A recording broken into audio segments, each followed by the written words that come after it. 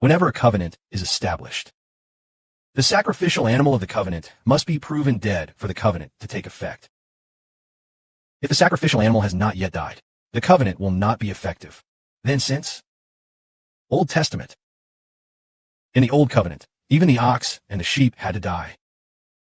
And only when blood was shed did the covenant take effect. So then, for the new covenant, it surely requires that the one making the covenant must die for it to work. So exactly, who is the one making the covenant? What then is the new covenant established upon? Let's read a bit about the matter of establishing a covenant.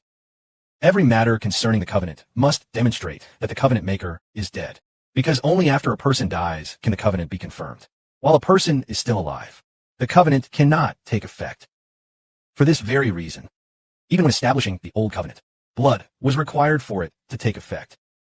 On that day, after Moses announced all the commandments to the people according to the law, he used red wool from oxen and sheep, and hyssop as well, that had been stained with the blood of a bull and a male goat. And water was sprinkled on the book of the law and on the people, saying, Behold, this is the blood of the covenant. This is the covenant the Lord established with you according to all these words. He also sprinkled the blood on the holy tabernacle and all the vessels used for worship in the same way. According to the law, almost every vessel had to be cleansed with blood. If no blood were shed, sin could not be forgiven. When making the agreement, once it is confirmed that the covenant maker must die, only then does the covenant take effect. It is only when blood is shed that the covenant is valid. So we understand that in the Old Testament times, when making the covenant, slaughtered the bull and the male goat, the two sacrificial animals are dead. So with the blood of his two sacrificial animals, mixed with water, and sprinkled it on the people, was also sprinkled on the book. To make a covenant is to represent God. And afterwards he sprinkled it down. Then he said, This is the blood of the covenant. Moreover, according to the law of the Old Testament, the blood was sprinkled on the bodies for the holy tabernacle and all the vessels used in worship. Sprinkled upon various vessels, including the ark, golden lampstand, golden table, altar and incense altar. All the vessels inside the temple were to be purified with the blood of sacrificial animals, sprinkled upon them. Then these vessels would have their sins forgiven. The brothers and sisters said, Hey, could these vessels be guilty of sin? For example, the golden lampstand. For example, on the Day of Atonement, when the high priest makes the covenant, he dipped the hyssop into the blood of the bull and the blood of the goat, and then sprinkle it on the golden lampstand. But does that mean that the golden lampstand, as a vessel, can sin? No, the golden lampstand symbolizes future people. It represents humanity. All the vessels in the temple, including the golden lampstand, are symbols of people, symbols of the people to come.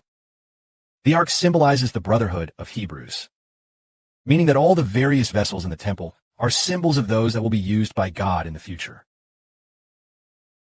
We say that we become God's vessels. We become vessels of God. And by vessels, we really mean people.